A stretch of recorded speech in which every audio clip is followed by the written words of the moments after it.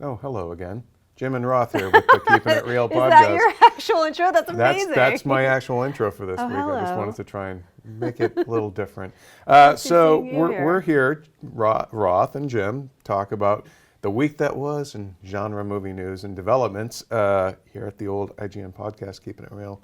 So we have some stuff to talk about, but the end, we're just going to essentially, it'll be spoilerish. So if you haven't seen Mad Max Fury Road, come back and watch the last bit of the podcast, because we're basically just going to verbally ejaculate. Love to it. Yeah, all over Mad Max all over Fury it. Road. We're just it's awesome. Respectively, that's all we want to say to dive that. inside of it. We're off to a smashing start here this week on Keeping It Real. We want you to go see Mad Max, is what we're saying, so that you can so you can orgasm with us.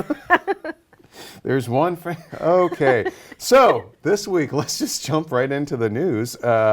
Marvel, because they're the gift that keeps on giving. Yes. The MCU, Kevin Feige, Marvel Studios president, producer of Avengers and every Marvel movie, was doing a Q&A, a post-screening Q&A at USC, his alma mater. Little factoid, not really a humble brag, just a factoid. I went to college with him. Wow. And Bryan Singer. And Robert Downey Jr.'s wife. Wow. And Macy Gray. Wow. Yeah, she was 2 years ahead of me. But that's neither here nor there. So, anywho, yeah, she was like a screenwriting student. Macy Gray? Yeah, and her name, I forget what her real name was, like Natalie or something. But anyways, yeah. So all right, let's talk about what the week that was in the MCU. Kevin Feige, boss of Marvel Studios, producer of all their movies, did a post-screening Q&A at USC, and he was talking about how death will be permanent in the MCU. Not Death the character. Not Death the character, but one particular Avenger. But the giving up of the ghost. Yes. Now, if you've seen Avengers Age of Ultron, this should come as no surprise to you. And if you haven't, it will. Quicksilver is dead. Way to drop that bomb. Yeah. And, well, it's only been out for 2 weeks. You should have seen it by now. And he's going to stay dead. Kevin Feige says he is staying dead. Stay dead. Stay dead. Johnson. Quicksilver. Yeah, Aaron Taylor Johnson. I They're gotta basically say, ceding Quicksilver to Fox at this point. I think that's what it feels like to me. I think that, it would have been problematic for them to ultimately continue on having the same character. Quicksilver for Fox was a big success. People loved Quicksilver and X-Men. No one saw that coming. No one did see that one coming. After all of the pre-buzz hate on him. Oh, yeah. But yeah, he was a big success for them. They're continuing on with that character. So I think, Marvel's like, you got that one. We'll take Scarlet Witch. They've already, and I feel like Scarlet Witch is a better bet for them, because in the Avengers universe, what she can do stands out. In an X-Men movie, it's one more amazing ability to throw CGI at people. Plus, she's got to get with the Vision. That's right. I'm just wondering, like, how do War Machine and Falcon feel, where you're the new guys on the team, and even Cap, like, she would rather bone a robot than any of them. Oh, that's one heck of a robot. I mean, the Vision is one sexy robot. He's not only He's got that Mr. Well, wasn't Mr. Spock like an influence on Vision, that basically it was like their kind of answer to Mr. Spock, the kind of cerebral but cool kind of counterculture. He's got that kind of and it's weird because they're a great match in that she is so fiery and full of emotion and driven by emotion. It's like a saga of fire and ice. That's for me.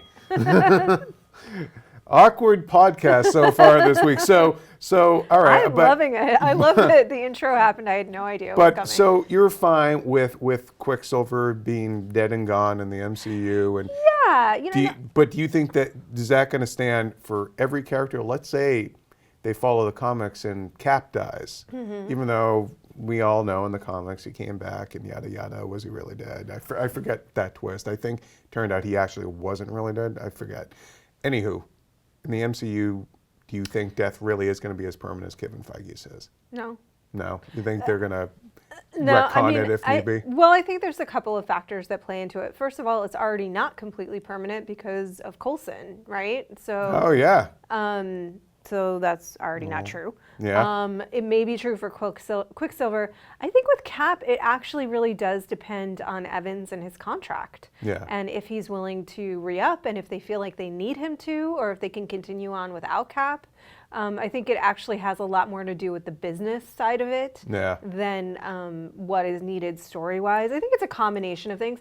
But ultimately, I mean, you've got, once you sort of are talking about destroying the universe and then reforming it, all bets are off, right? Right. Like, because a bunch of people could die in either Civil War or Infinity Wars.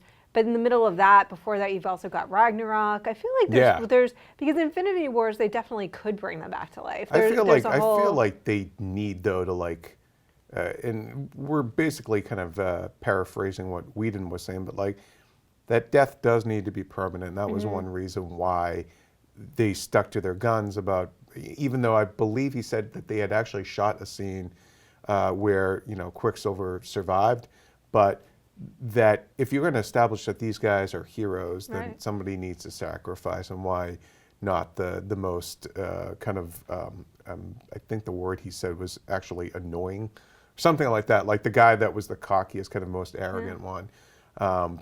Basically, they did what Tony's, you know, they've always pulled Tony Stark back from the brink of death, but this time, like, they actually saw it through with a different arrogant character, you know? Yeah, I don't know. I mean, I really think a lot of it's just going to depend on the because in comics people die and they come back. In the movies, I think there does have to be that sense of if everybody comes back and there's no consequences for death, then why do you really care? Why are you invested when it happens in one of the movies? I was, and I think Joshua Yale is actually the one who brought this up, our comics editor, but, you know, that Ultron should have been the one to kill Quicksilver. Right. My question is, are the MCU villains not evil enough or not violent enough? I mean, like, Thanos is just basically sitting down most of the time. He finally stood up and got a glove out of his drawer, whatever the hell he was doing. It's his cabinet. And then, like, Loki, great talker, although he did impale Coulson. Are they just not, are the villains not evil enough?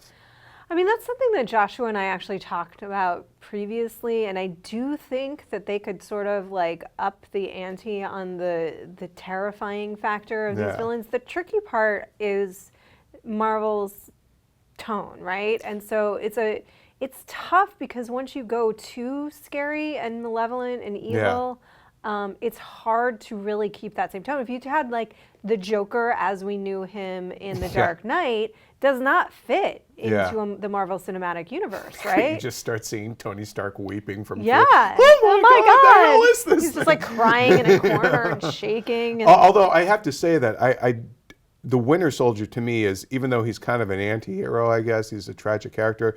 I mean, as an antagonist, he was scary because I thought he was too. You know, and that's the thing I loved about him was that finally I felt like, oh my God, like this guy could take out all these guys. And he had that sort of silent, menacing. I mean, he was less scary when he talked than when he was just silent and menacing and relentless. Just kind of like a stalking Terminator, down the street. You know? Yeah. I mean, you know.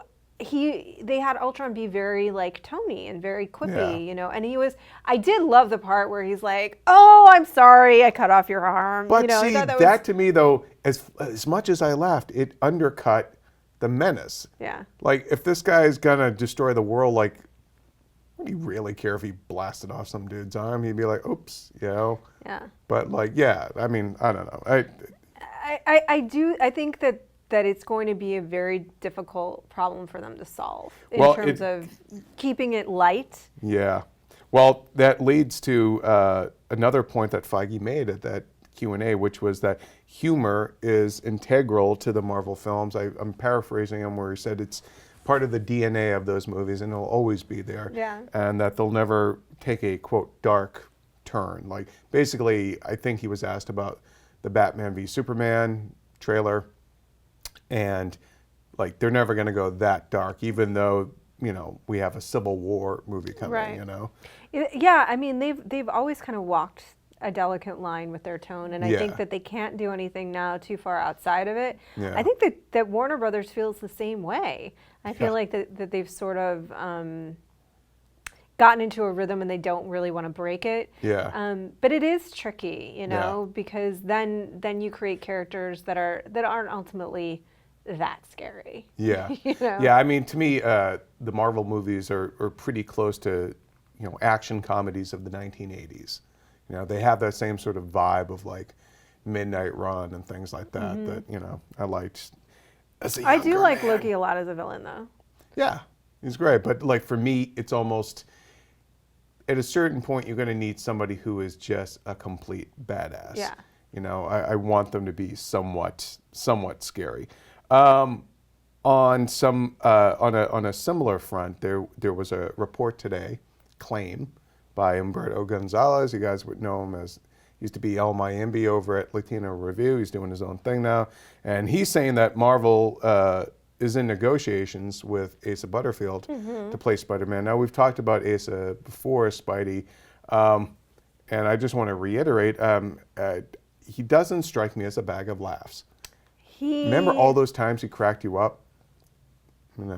Yeah, it's funny because Kevin Feige has emphasized quite a bit that he really, really one of the most important things for them in bringing Spider-Man into the MCU is that the character is really funny, and he feels like they haven't quite captured that yet. Now, to your point, we have not seen Asa be particularly hilarious to date, but Kyle, our producer, actually reminded me of something, which was I interviewed him for Ender's Game, and he was very affable and friendly and fun and playful. And he's a big gamer, because we were talking about games, which is irrelevant to his sense of humor, but just so you know. Superheroes, they're just like us. They're just like us. And so there's perhaps a side to him that we just haven't seen yet, which so often happens. And maybe that's really to him is a big appeal. Is like maybe he does feel like he's been kind of pigeonholed as a young, serious actor. Yeah. Captain Glum. Captain Glum.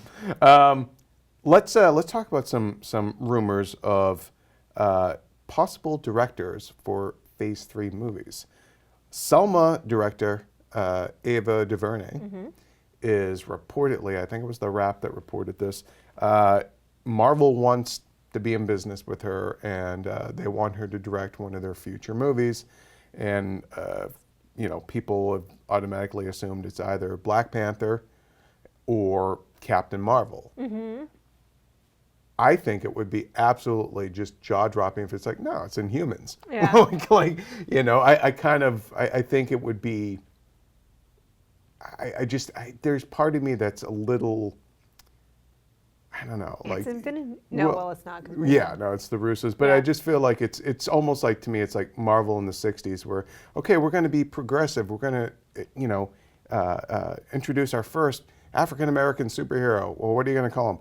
Black Panther. He can't just be Panther. He's, I feel like it's just almost too, it feels like they're just checking a box. Yeah. Like, I think she'd be great for any number of their movies. She'd be great for Black Panther. She'd be great for Captain Marvel. I just feel like she'd be great for things that weren't necessarily just the same demographics that she is. Yeah, I agree. You know what I mean? I whatever, if she is high, if this is something that she wants to do in her career, awesome. And so there's a piece of me that feels like, I'd like to see her in this type of universe. I'd like to see her directing one of these films. It would be interesting to me if it was just exactly outside. What if outside. it's Thor Ragnarok? What if it's Ragnarok? It could be anything.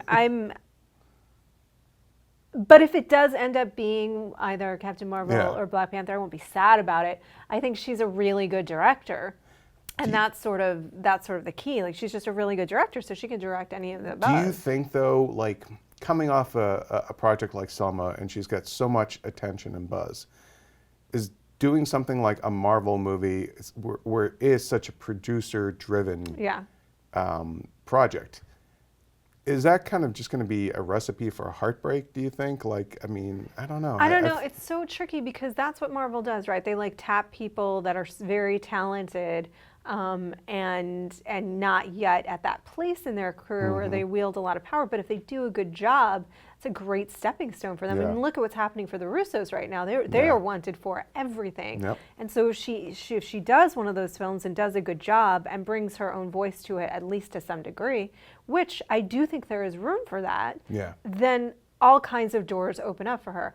If it doesn't work out, that's not as much true. You know, but it's probably a risk worth taking when you're on the cusp like that. One more director who was rumored to at least have maybe taken a meeting with Marvel about Black Panther is the director of this upcoming drama called Dope. I think it's a drama.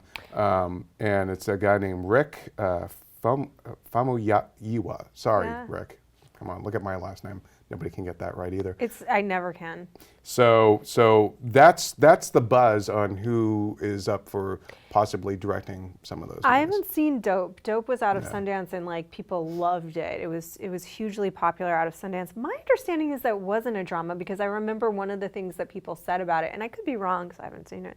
I'm scheduled for screening, but I remember people saying that it was refreshing because so much out of Sundance was so heavy, and that Dope was really refreshing because it was lighter. But that would be cool. I mean, if it does indeed have that kind of tone, then it sounds fitting what kind of stuff that the MCU wants. Like Favreau helped establish that. You know, let's move on to a different Marvel-related thing, and that's the X-Men universe.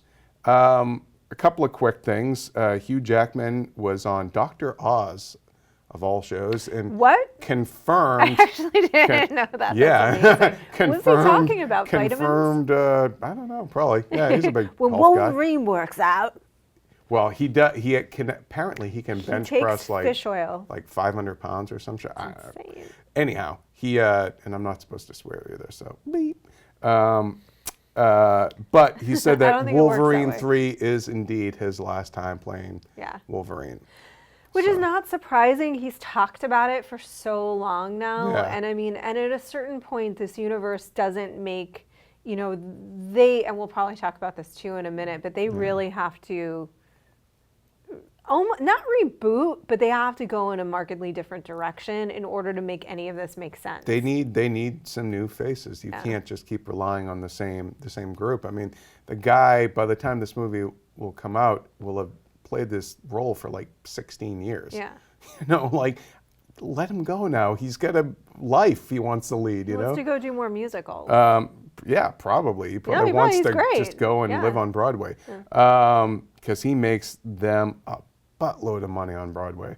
But on your note of they need to bring in some fresh faces, New Mutants. Fox is developing a, quote, standalone spinoff, which to me just sounds like it's a bet, you know?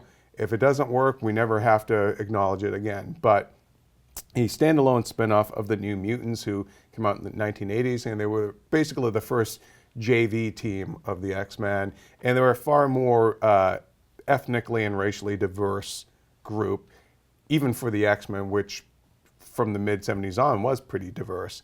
But you know, but they're all kids, you know. So in a way, it's almost like First Class again, but this time you wouldn't necessarily have to make it a period thing. So you kind of get out of that.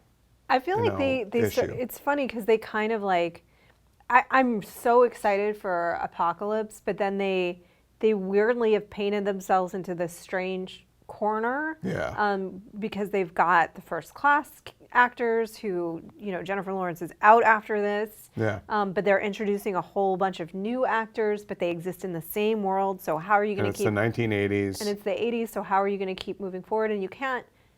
I think that they've sort of painted themselves into a corner that they're going to need some time to figure out how to deal with. They've got Gambit, too, coming.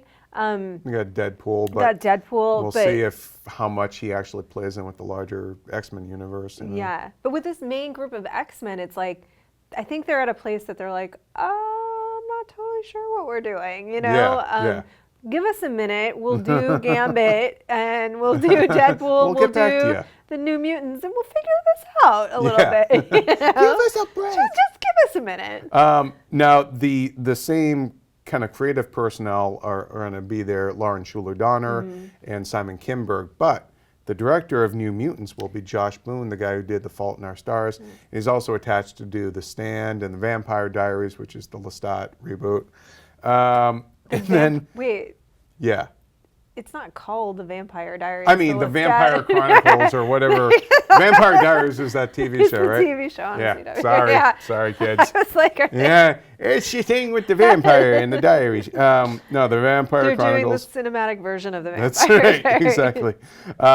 But, you know, the what I found most noteworthy in all this is that the co-writer in New Mutants is a dude named Nate Waltney, who I really hope is related to Newt Gunray from Star Wars. But he is a veteran of the Jackass movies. Those are great movies. They are. They are. And so we'll see if that sort of prankster quality is brought to the New Mutants, you know? The New Mutants are... Where just a giant... it's just like a giant they're like... punching glove, a boxing glove comes flying out of a wall. Nowhere and smacks them in the face. Yeah. What Hey, if, look like, through the keyhole. They're like the Johnny Knoxvilles of the X-Men universe, and the whole movie is This basically could actually like work. I would mutant watch stunts. that. Yeah, they're all just mutant pratfalls, Yeah. you know? But yeah, I mean, the New Mutants had, you know, quite a lineup over the years, and Cable actually ended up serving as a mentor for them. So I wouldn't be surprised if, now that it sounds like the X-Force movie has kind of died on the vine, Looks dead. that you bring in Cable. You know, you still have a popular character like Cable, and you make him essentially the Professor X of this new crew. Right. So you get yourself an action star to kind of, an older action star to like anchor New Mutants, but then you get all your fresh young faces. Right. I think it is obvious. It really is a bet. They're just seeing like, maybe this can work for a while. We can make this Throw this against the wall, see if it sticks. Turn this into a franchise. One last X-Men note. James McAvoy finally bald as Professor X. Was revealed on Instagram by Bryan Singer. I'm curious how they're going to explain him losing the hair. We have to do a segment of this podcast that is just about hair. Superhero. What was it? Superheromoviehaircut.com or something. Like, we need to do like, because that stuff blows up, and it's not just on our site. That like, I've had other like bloggers and stuff say, my God, whenever I read about Jared Leto's hair, it would go through the roof. And it does, like in the first several times, it was just a different selfie. Yeah. Like the hair hadn't actually been changed. Yeah, he's just like, it's coming, you know? I swear. Yeah, so let us know what you think about the idea of New Mutants, which members of the New Mutants you'd like to see in there. I would imagine Cannonball, was it Wolfsbane, right? The one she turned into, she was basically a werewolf kind of mutant. And then whether or not you want Cable to be in there. You know, is Cable the new Professor X? What do you want from your New Mutants? What do you think? Like Stephen Lang as Cable, or is that almost too older? I think maybe a little bit. I would say the Rock, but he would look ridiculous with that hair. And he's already in the DC universe. Yeah. He's already Shazam. I mean, he's not Shazam, he's Black Adam. But there's a theory that he could play both.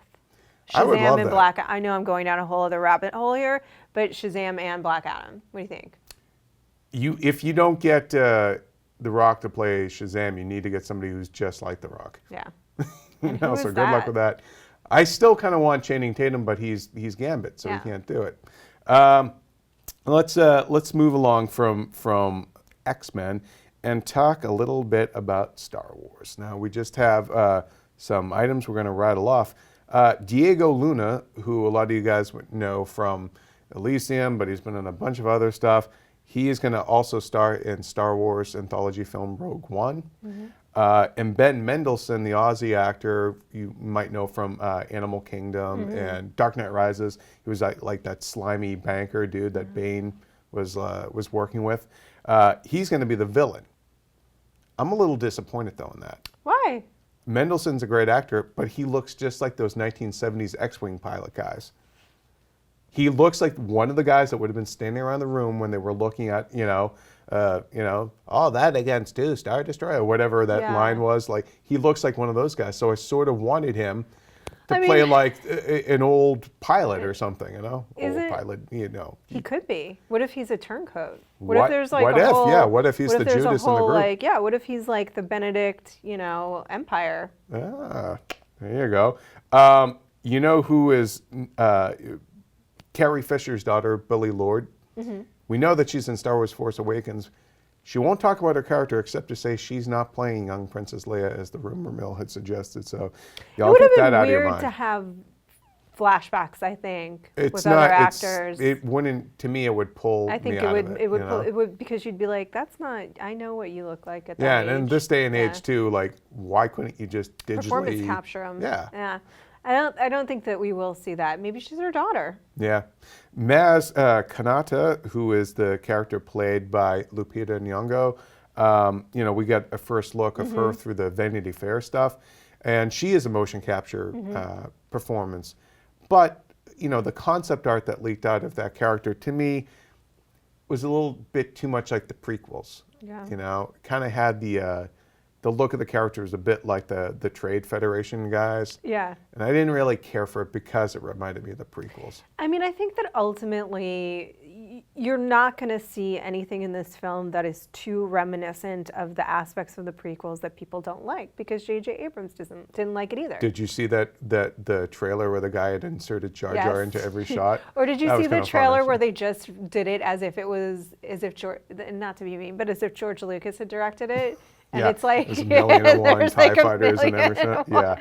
Like Jabba just goes cruising by at some point for no reason, like middle of the desert. So, I mean, if there's motion capture, should it really be used for,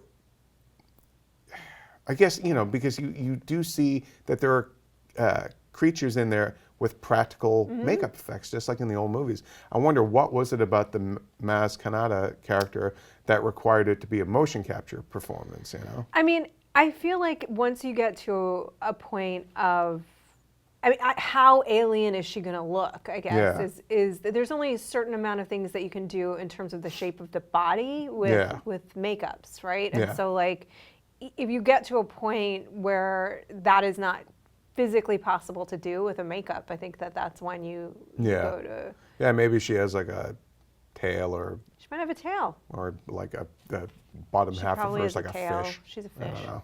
She's a mermaid in space. With a tail. A long time ago. And Galaxy, some wings. Far away. Yep. So there we have it. That's exactly what Maz Kanata is going to look like. It writes itself. Aren't you guys glad that we're not the ones who are writing these characters? Let's move on from Star Wars and talk about Ratchet and Clank. Now, this animated movie version of the Sony game, and we had some announcements this week. I'm going to rattle off that it opens April 29th, 2016. It's going to be released in North America by Focus Features. The people gave us 50 Shades of Grey, so I kind of love that from the people who gave you 50 Shades of Grey comes Ratchet and Clank. Animated video game movie. I know they do more than that, but any chance to just mention 50 Shades of Grey is. But the voice cast, the supporting voice cast, is star-studded, as they would say. Paul Giamatti is voicing Chairman Drek. John Goodman is Grim Roth Cornett. Bella Thorne as Cora. Rosario Dawson as Alaris. And then Sylvester Stallone as Victor. So there you have it. Ratchet and Clank movie, April 29th, 2016. We have some trailers for it up on the site, so check it out. I'm going to rattle off some just random news items. We don't really have to talk about it. Reportedly, the title for the next Planet of the Apes movie, War of the Planet of the Apes. Well, that makes sense. It does. They were basically declaring a huge war, and they seem to be headed towards war. You can't call it Battle of Planet of the Apes because they already made that. You're running out of stuff to put on in front of the Planet of the Apes. I want one someday just to be sequel of the Planet of the Apes. Yeah. They're like, we give up. We got diplomacy of the Planet of the Apes. Exactly. The whole movie is about the diplomatic measures they've taken to Sunday brunch of the Planet of the Apes. Recycling a Planet of the Apes. Beverly Hills Cop 4 was supposed to open up against Batman v Superman: Dawn of Justice, and now it's been pulled from the schedule, and it doesn't sound like it's really going to happen. In space. Should they just pull the plug on Beverly Hills Cop? And I love that first movie, but I come do on. too, but I do think that this is one of those things that, like, I can understand how in a meeting this seemed like a good idea, but then it So did Dumb and Dumber 2, though. You know, Yeah. we're going to talk about Mad Max soon enough, in which we will talk about how you bring a franchise back after many, many years. But with Beverly Hills Cop, I mean, didn't they tried to do the pilot a couple of years ago as well, and that totally They had tanked. Eddie Murphy involved with that, too. Eddie can't speak. Eddie Murphy involved. I just think, maybe let this one die. Move on. Another. I do love that first This is movie, too. actual appropriate segues because these are other older movies that are being brought back. There's a report that they want to make another Fugitive movie. No word if Tommy Lee Jones or Harrison Ford would be involved. I kind of hope they're not. I mean, at this point, it's like, what is he on the run again? You know, like, really more of a did he shamble. not kill his second wife? Exactly. You know, yeah. like, yeah. Well, like although like you could Tommy Lee Jones is just like, it's getting really hard to believe This is that all of your like- wives are killed by one-armed men. you know, it turns into the Jinx. You know, They'll like, just, I don't know, just wait for I him to don't say know, something in an yeah. interview and we'll finally get him. And then The Blob is getting remade from the director of Con Air, and Samuel L. Jackson is reportedly going to start in as a science professor. Yeah. So Simon West is a director who I actually think is a really underrated action director who hasn't really had a huge movie hit in the last several years. I don't know. I think it'd be interesting to see what he did with The Blob. Yeah, I don't know. I just feel like The Blob is how So do you not? 50s. It has to be like played as a joke. How do you not? I mean, you call The Blob. If you man, guys haven't seen The Blob, it's just, it literally Steve is that. McQueen. It's a blob that attacks people. And it was remade them. right in the 80s with Kevin Dillon from It was. Entourage. Yeah. Let's see. Eddie Redmayne, Oscar winner Eddie Redmayne, or as some of us call him, Michael Keaton Dream Killer, Eddie Redmayne. He is now officially in negotiations. Well, some of us like his mother. To star in Fantastic Beasts and Where to Find Them. As Newt Scamander? Is that how you say it? Newt Scamander. Yeah, I mean, it's weird. Eddie Redmayne, right? Because Old vagina mouth. yeah. I went there. What kind of vaginas are you? Okay. I mean, like, Well, look, we have no time to get into that, but so we're not going to talk about the vaginas, No. but we will talk about the fact that he is a very good actor who sometimes, if you've seen Jupiter Ascending, is insane. Yeah. And really overacts. And is this a good career move for him? I know it sounds like, oh, it's Potter, it's Money in the Bank, but I think that after he won his Oscar, that he would be better served to do a couple, and then in the same year that Jupiter Ascending came out, that he would be better served to do knock a couple more out of the park in terms of the acting, and be like, no, it wasn't like a one-hit wonder. I'm really good. And then maybe. But I can understand it's a great opportunity. You know, it will be a successful franchise. It's going to make that action figure money. It's going to make that action figure money. Because you know what didn't? Jupiter Ascending. You see all those toys that they put out for it were like almost immediately in like the $4 bin. You know, they have those little pop Funkos of them. Yeah. And they made like several different versions of like Mila Kunis's character and everything. It's not what I had hoped for the character, to be honest, because I'd almost wanted him to be sort of an Indiana Jones type, where he was like professor by day, but adventure. I like that rumor about by Matt rest Smith of the day. Yeah. But I think there are roles for a couple of young American actors too. So we'll see. We'll see how this shakes out. Now, before we get to Mad Max, we're going to talk about a certain trailer that dropped this week. A blasphemous bastardization of a beloved property. This trailer broke a lot of hearts, and not in the way you want. It broke the whole internet's heart. I'm sure you guys felt pain. Get anything about this. We're talking about Gem and the Holograms. Now, I never watched Gem. I knew of it, but I never watched it. I was, I just wasn't interested in it. You, on the other hand, you're going to take Jim to Gem school and explain to me why this Gem and the Holograms trailer is a crock of, well, you know what, potty mouth. Yeah. So, Roth, take it away. So first of all, I know that the headline, like, it's an outrage, has been used. It is truly outrageous, but it is. It is a total bastardization of Gem and the whole thing that was cool about Gem. Explain what. Okay. So what made Gem so wacky? If you guys have seen this horrific trailer, then you know that it's basically little more than girl gets, first of all, why she becomes a Hannah Montana-like figure is very unclear. Like, why she adopts this whole secret identity. It's seemingly because it's like the evil head of the record label makes her adopt the secret identity or makes her adopt the identity of Gem. I'm a freshman at Gem school, so tell them, I don't know what Gem is. Let's talk about what Gem is. It's lesson 1. Okay.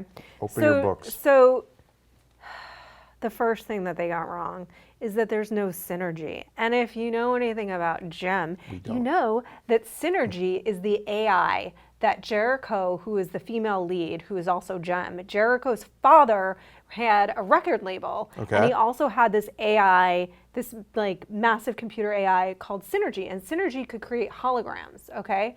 And so it's like Alan Turing meets Phil Spector meets Quincy Jones. Exactly. That's exactly right. And then he leaves all of this to his daughter, Jericho. And she am I saying her name wrong? I'm the worst Gem fan. Oh, no. I feel like I am. You're going to get kicked out of Gem school. I'm going to get kicked out of Gem school. It's been a minute. But so her father leaves it all to her. So she's the head of this record label, but she also has Synergy.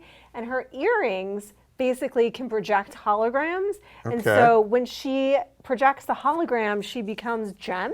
Okay. Who is the superstar. And then she can also use her earrings to project holograms for like effects on the stage because he invented it to do like crazy effects for performances. But they know that they don't want this technology to fall into the wrong hands.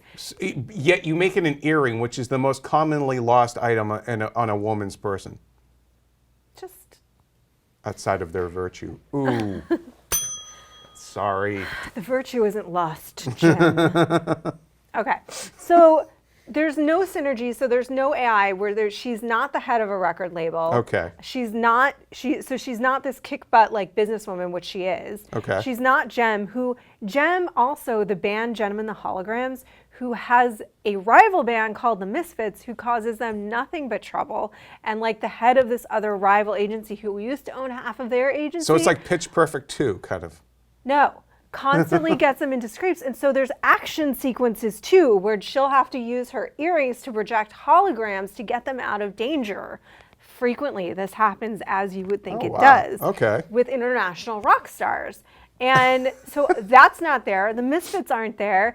Synergy's not there. The earrings aren't there. She's not Gem. They're not the holograms. She's not the head of a record label. She's just a girl, a teenage girl that gets discovered on YouTube and becomes a rock star. And for some unknown reason, the head of so she has no real agency. Like, she had both of her identities were kicked butt. Gem and the head of this record label were kicked butt. So she's just this girl who's caught in the middle of an identity crisis, I guess. And why does she have to have a fake identity? And so now it's just basically Hannah Montana, and they're just trying to like capitalize on the Pitch Perfect money, and it sucks. Yeah, because that's the line on the trailers from the studio that brought you Pitch Perfect. Yeah, and it probably will make money though. But no, it's totally gonna make money. It's gonna break hearts of people like you. It's not Gem. Like, if you're gonna do Gem, don't do Gem. Don't call it Gem name only and not have Synergy. Synergy was like the coolest part of having Gem. So all right, just to take it back to Gem School, so she would have these basically, tech wonder kind of earrings, and she would use the hologram. Why couldn't she be both the head of the studio and a superstar? Why the need for a different identity? Because reasons. Because, it's really funny because you asked me that yesterday and you just can't answer it. It's been... and the best part of it too is that there's a 3-way love triangle between her boyfriend, who also hits on Gem and doesn't know that they're the same person. And it's like, why do you stay with this guy who you know for a fact is hitting on this rock star because you're her? Yeah. Like, this sounds awesome. Why aren't so, they making this movie? It is so freaking awesome. But the reason that she has the dual identity is so that it was really kind of what does Wikipedia tell you, Roth? Please. I was trying to find out why she has the damn secret identity. But I remember it was oddly the opposite of what you would think, where you would think like, oh, it's so that she can have a normal life outside of being Jem. But Jem actually was the thing that shielded her. Jem actually became... Why, were there like people trying to go after her business and stuff like that? Yeah, because it was always like business with her, and Jem became her refuge. Like Jem, I remember it that way. I remember that it was more like she hid behind Jem than you know what I mean? Yeah. Now, okay, we mentioned this yesterday because this is what led to us even talking about this on the podcast. Was there was more heated debate in the office about Jem and the holograms than there was that Supergirl trailer. And this isn't a TV podcast, and we're not going to get into that. But I brought up at one point, and you and Joshua seem to kind of agree, or no, you and Kyle, that Jem it's almost like that. It's kind of like Lady Gaga, right? Yeah, like kind of. She invents this persona for herself, and yet if she, as herself, walked down the street, you probably wouldn't recognize her. Lady Gaga definitely, like, she looks, if you've seen pictures of her, she looks completely different as herself. Like there's a video of her when she was at, I think, Juilliard, right? And she's just like playing the piano, and like she was just really straight-laced looking. Yeah, and she does look completely different. But Jem, it was more like, it's weird. It was more like this is the place where she could basically choose if she wanted to deal with, either way she was super high profile, because she could either and rich and famous, but she could either choose if she wanted to deal with like the superstar identity, or she could deal with the businesswoman identity, but she didn't have to deal with both at once. Do you think that there's any chance that the trailer, that you all could be wrong, and that maybe that stuff is in there and the trailer is just hiding it because they're afraid that people are going to be like, what the hell is this, and tune it out? Or do you really think this is a Jem and the holograms in the name only? It's in name only. Wow. I mean, the fact is, if you don't have synergy, then there is no Jem. Like, the whole thing was like, she was, one of the reasons too is like her whole mission was to protect synergy. Okay. Like, she didn't want synergy to be out there. She didn't want other people to have access to synergy because she didn't trust that they would use synergy correctly. And if it was the misfits who had access to synergy, they obviously would do evil with synergy because they're the misfits. And for those of you out there who have been tweeting that the misfits had better music than Jem, you're blasphemers too, including you, Eric Goldman. I saw that tweet.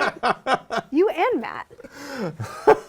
Well, you heard it here. That's why the Jem and the Holograms movie is just a crock. It is a crock. All right. Well, I'm sure there's going to be a lot more discussion about this as further footage from the movie comes out. We want Jerrica, the head of a record label, and Jem, who is a holographic projection of her earrings. That's a Jem movie. That is a Jem movie. I can't follow that, so let us know in the comments what you think of the Jem trailer and what you would have liked from the movie. And who had the better music, Jem and the Holograms or the Misfits? Jem!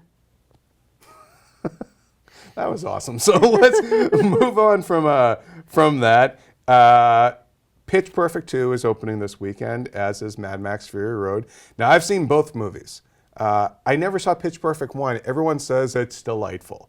I've never seen it. I wanted to. Yeah, I heard it was really good. I liked the sequel. It was fine. It was. I thought some parts fell flat a little bit, but we gave it a very positive review up on the site. Yeah, I haven't seen Pitch Perfect 2. I've seen the first one, which I really did like. I thought it was. Yeah. I was surprised by it. It was really funny. And that's what I've heard, and so yeah, I'm gonna seek it out now. But it's according to all projections, it's gonna win this weekend, beating Mad Max Fury Road, which is getting just absolutely stellar reviews, including from our own Scott Calora, raved about it, and I agree with him. So let's we're going to get into some spoilerish detail here. So come back and watch this part of it after you see it. Hopefully you see it this weekend. If you do see it, you are going to love it so much that fire will shoot out of your eyes. You will want to marry it. You'll definitely be willing to bear its children. If you are a man and you can't physically bear, you will get a sex change in order to bear the children of this movie. So I suggest you go see it and then come back and talk spoilers with us. This is what I work with every day, right here. So so Mad Max is probably, though, here's the suck part of this whole thing. It's probably going to lose this weekend to Pitch Perfect 2. It is, but and that's I think no ill will towards Pitch Perfect 2, but I kind of wish, I wish Mad Max didn't open up in the summer. Why not open something like this in March? It's not like you haven't had years of this thing sitting there. Well, it wasn't. I don't think it was sitting there for years. I think there were complications. Shot it in 2012. Yeah, but I mean, there were complications. But I do agree. They should have opened it up in March. I think if they'd opened up in February or March, it would have killed. Yeah. And there wouldn't have been competition, and it would have had a great run and made a lot of money.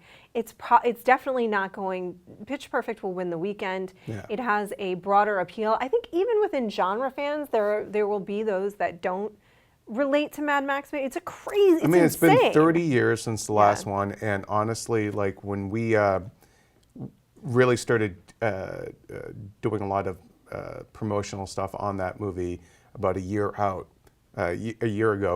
right around the time of Comic-Con, when the first footage dropped.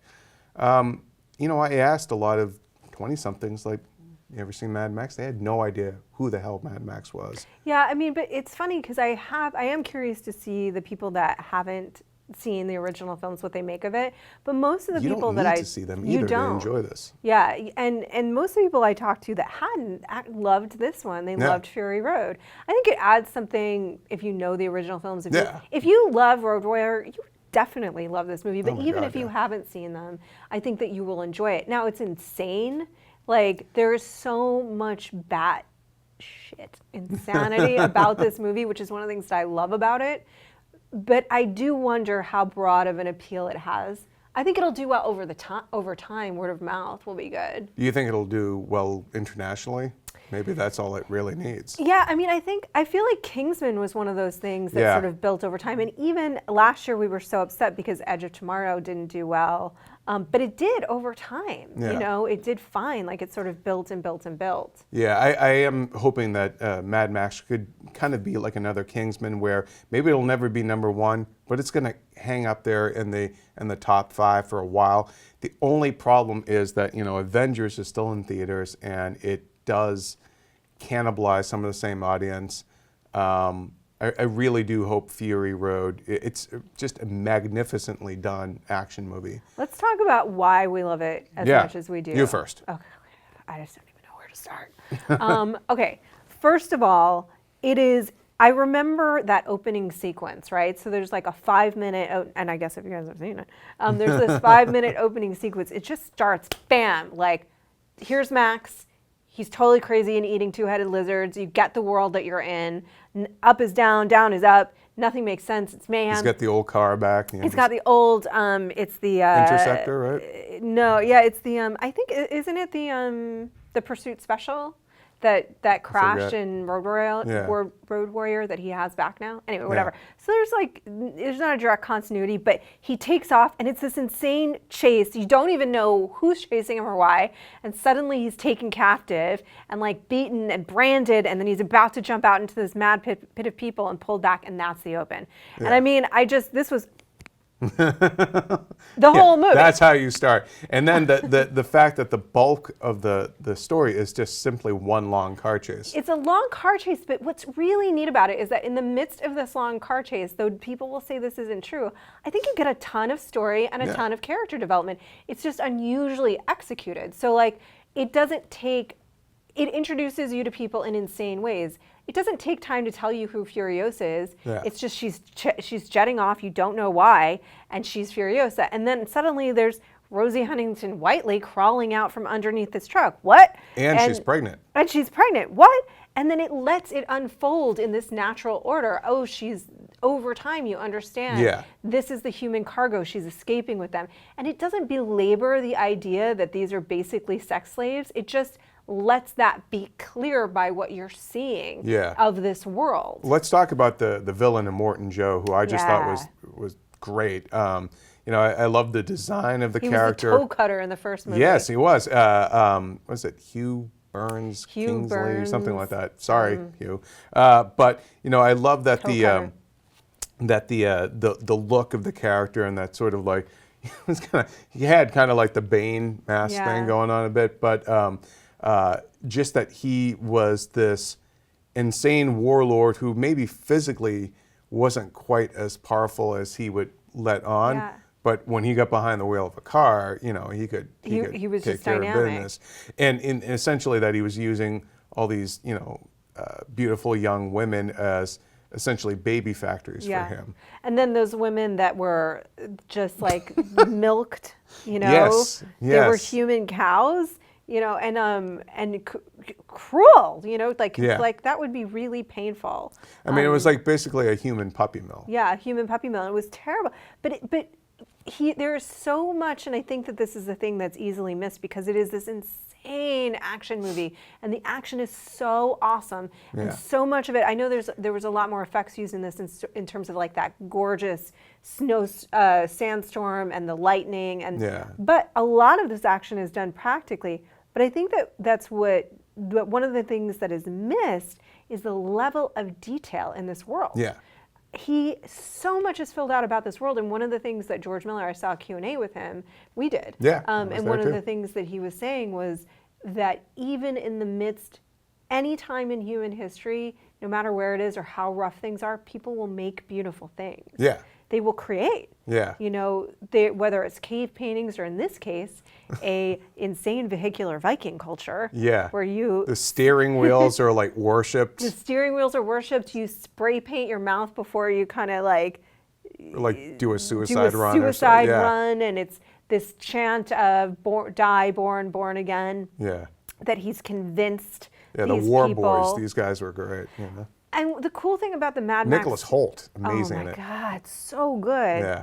And they show the cost of the world. He's got those tumors that he's made into friends. Yeah. And Emoton Joe has tumors all over his body, right? Like they're sick.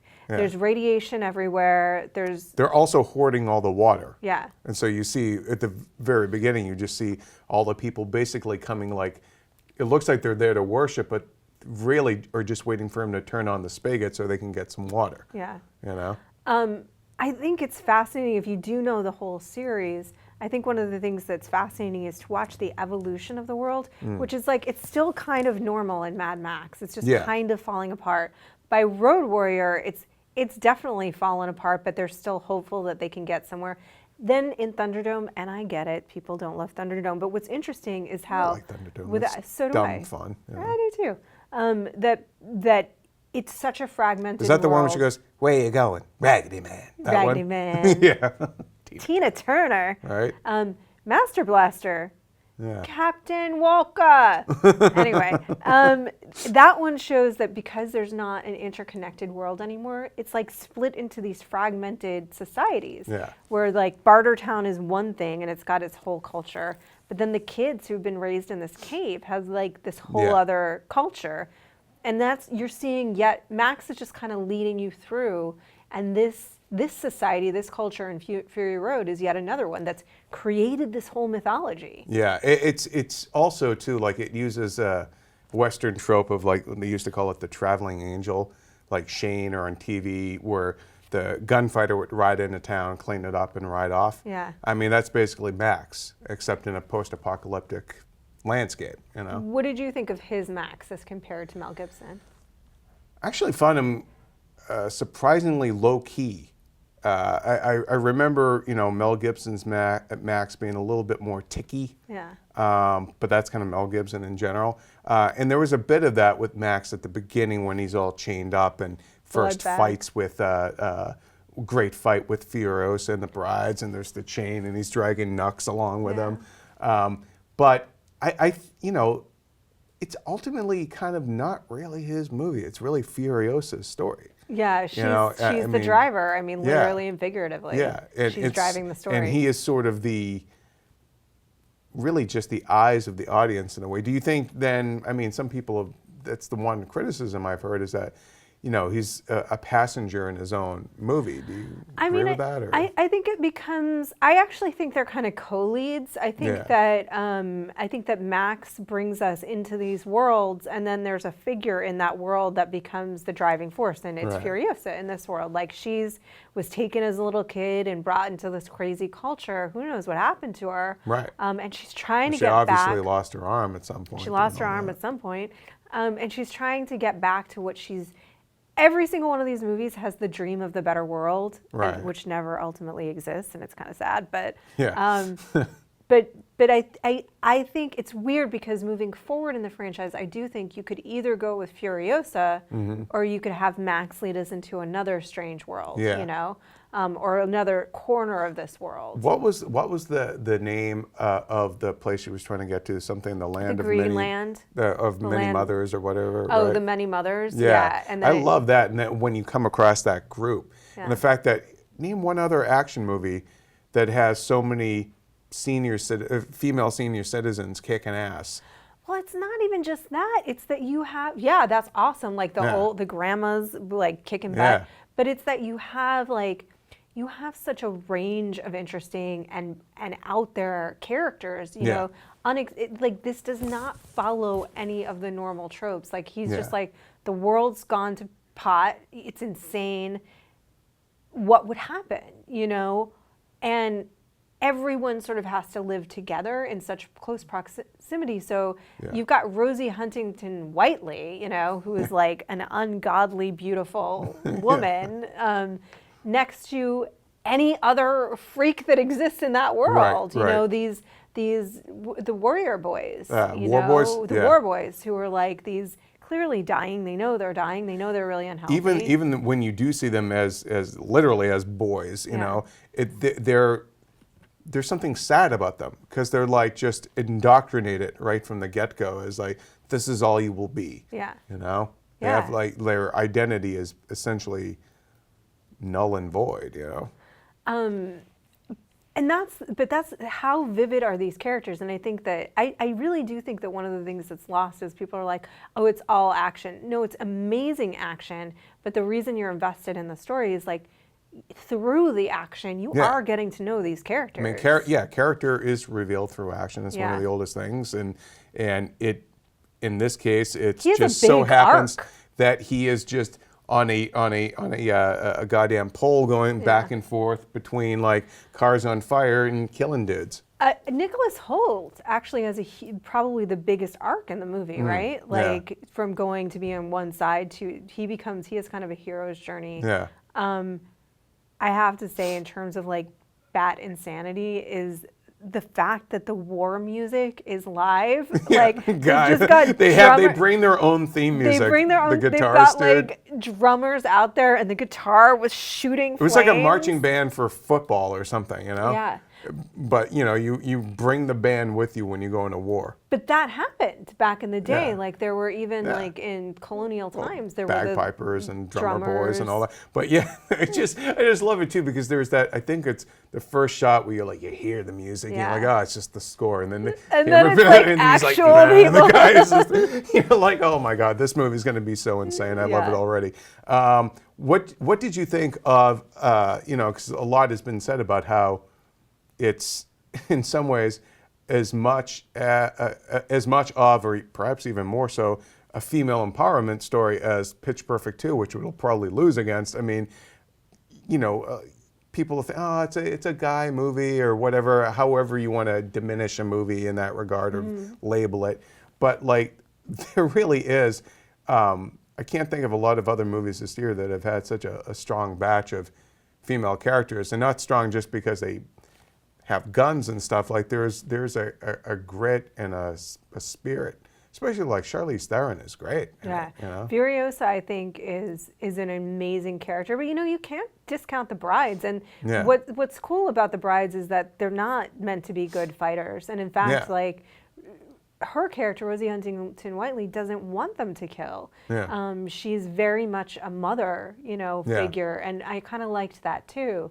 I think that but I wish people would just look at it like I think that that's true, but I wish people would just look at it like these are great characters, right, you know, right. and this is a really interesting story Right. across the board. And you know what I mean? Let me ask you and again, we're obviously talking spoilers here, but well, you know what? I just realized our cameraman hasn't seen the movie, and I don't want to spoil it for him. So we've already ruined all of it for him. He's all right. done. So Rosie, Rosie buys it. She does. They kill the pregnant woman in the movie. Sad. Was it so? No, she fell. No, I said it's so sad. Oh, so sad. I thought you said suicide. No. I was She like, fell. She yeah. fell. So, I mean, heroically. how do you think that's going to go over? Because then you have the whole thing of like, it was a boy and I had a brother and he was perfect and all that. Like, do you think, is that going to go over okay with American audiences? I don't know. I mean, I think that... I assume it did. I mean, the church scene in Kingsman got through okay, so... I think that you can't have a movie like this and have no cost, you know? And like, she obviously, the thing that he cared about, because she was still alive, but he wanted to cut the baby out in case the baby could still live, and that's probably what really killed her. Yeah. She might have died anyway. Yeah. But if you think about like who he's choosing as his wives, I think I was calling them the brides, which is what we'd been calling them, but they're the wives. Is that what they're actually called them? I thought they were called the brides. They're called the wives. The wives, okay. Yeah. You know, he's choosing these genetically perfect women in the hopes that they will have genetically stable and perfect children, which is like scientifically not a bad bet to make, you know. But yeah, I think he cared about he liked the brides and the wives because they're very pretty. But he wanted to make babies, and he wanted to make babies that would live. Because he sees some of his other children. He's got that one giant muscle head, Rictus or whatever his name is, and then the guy who is the little guy. Yeah. I mean, I think that's the thing is like for him the biggest tragedy is losing a baby that would have been healthy and whole, you know, in that world, which I'm sure would be very hard to do. Yeah. Because they don't have clean water and clean food. Yeah. Now, were there any elements of that movie you would have liked to have seen explored a little further, or was there anything about it that left you wanting a little more? It's funny. Scott and I talked about this because they have like the little sort of Max and Furiosa are both looking for redemption. Max is always, he's never really looking for redemption. He's just always like gets into a situation where he's like, well, I guess I'm going to help these people now, despite himself. And that kind of happens here. But he has that little girl Yeah, it's supposed to be his daughter, right? Yeah, it's supposed to be flashbacks to like. We assume so now, and because that's a little unclear. I don't really care because I can make up the story myself about what that's about. You'll fanfic it, yeah. I'll fanfic it. I mean, in the original, I'm pretty movie, sure she says "daddy" at one point, but in the original movie, his son wife and his wife kid get killed, right? Yeah, it's like his run over, right? Yeah, they do. It's like his 2-year-old son and his wife. Spoiler alert. Yeah. And then so it's like, you know, I assume in this movie it's a little bit different for him, but that he lost them and he feels responsible. Yeah. And he goes to great lengths to keep Furiosa alive as a result. Right. But at the end of the movie, he wanders off, which he always does, and it's like, Max, why don't you just chill somewhere? But no, he can't do that. So he wanders off, and I would assume if we were to get another one, which I don't know that in 10 years from now. Yeah, exactly. Because this one took ages, like a generation basically to I would guess the studio would want to keep Furiosa involved somehow, but that would be very different for a Mad Max movie. You don't ever have, I mean, you have actors return as different characters, which is a whole thing. But yeah. Well, I mean, and also, and we're not going to gossip too much, but there was a lot of rumors that Charlize Theron and Tom Hardy did not get along. Yeah. Like really disliked each other. So I think it would be difficult, if that stuff is true, to see those two together again. There was one rumor that one would be a prequel about Furiosa and the other one would be a sequel with Max, but I kind of like that Furiosa was maybe a one and done character because sometimes explaining what happened to a character robs them of their mystique. And we talked about that with Boba Fett last week. And I kind of feel like I felt like I learned as much as I needed to know about Furiosa. Will you go see this movie again? Yeah. Definitely, it's a movie you have to see on the big screen. Yeah. It is worth your money to do that. Like, Pitch Perfect, honestly, you could wait till Netflix. Yeah. But Mad Max, you need a crowd and you need the biggest presentation possible, and you really do get your money's worth out of this. So, I mean, I'm all for it. I love this movie. I really love it. I'm going to go see it again. One little tidbit about it, the actress who plays, I think her character is the Valkyrie or whatever, but beautiful woman, the long black hair that, that was Wonder Woman in George Miller's never made Justice League movie. Megan Gale. Wow. She was cast as Wonder Woman in that movie. And you look at her here and you're like, wow, she would have made a fantastic Wonder Woman. And can you only imagine what his Justice League movie would have been like? Insanely awesome. The action, that Batman, Superman kind of fighting action would have been amazing. And the crazy thing is that for an entire generation, this will not be George Miller's return to Mad Max. It will be from the man who brought you Happy Feet and Happy Feet 2. Yeah, exactly. Welcome to the most insane action ride you've seen all year. Sorry. We're going to have to mark it explicit on a podcast. Oh, lost my mic. Hold on. We're falling apart. Yeah. Can we bleep it? We'll see. Yeah, so, all right. I think let's wrap it up. How do we think Mad Max will fare this weekend? I'm going to say it's tracking in the mid-40s. I'd say I'd like to be more optimistic and say like 49, but we'll see. What do you think Pitch Perfect is going to do? That is tracking in the mid-50s, which is amazing because it'll make back basically in a weekend and a half what the first movie made in its entire run. Yeah. So it's tracking it opening at like around 56. Yeah. And then the original movie made 65 million. Yeah. So it's a hit regardless, and it's got a broader kind of appeal and all that. So I think number one will be Pitch Perfect. I'm gonna say 58, and then I think Mad Max second with about, I'm gonna say 47. And then I think Avengers will drop like around 35. Yeah. It's funny because I had seen some people projecting Avengers at number 2 and Mad Max is number 3. And it's Mad Max to me is a big question mark this weekend. I am hoping they held reviews for so long and I don't get it because we loved it, but it didn't have, I don't know if it now dipped, but on Rotten Tomatoes for at least a time, it was at 100%, Yeah, so I mean, I'm hoping that because of the word of mouth that's happened the last week from critics, that might have a little dent, and I think it will get good word of mouth as people see it over the weekend. So I'm going to say, Pitch Perfect, 55, Mad Max, 47.